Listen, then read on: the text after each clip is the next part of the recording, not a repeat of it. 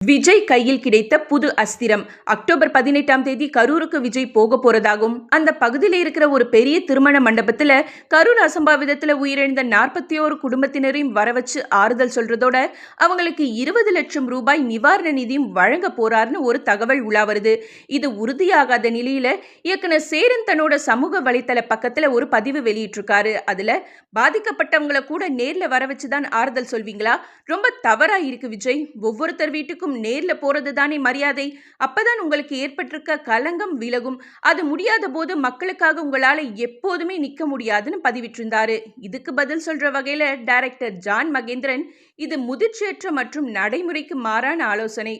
ஒவ்வொருத்தர் வீட்டுக்கும் விஜய் போனா அப்ப ஏற்படுற குழப்பத்தை கற்பனை செய்து பாருங்கன்னு பதிவிட்டிருந்தாரு.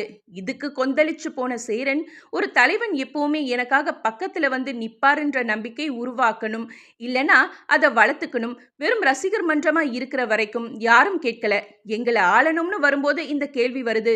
முடிஞ்சா கூட இருங்க, தப்பு தப்பா பேசி ஏத்தி விடாதீங்கன்னு கோபமா பதிவிட்டிருக்காரு சேரன். கரூர் சம்பவத்தை வைத்து விஜயை எல்லோரும் போட்டி போட்டு விமர்சனம் செய்யறது குறிப்பிடத்தக்கது.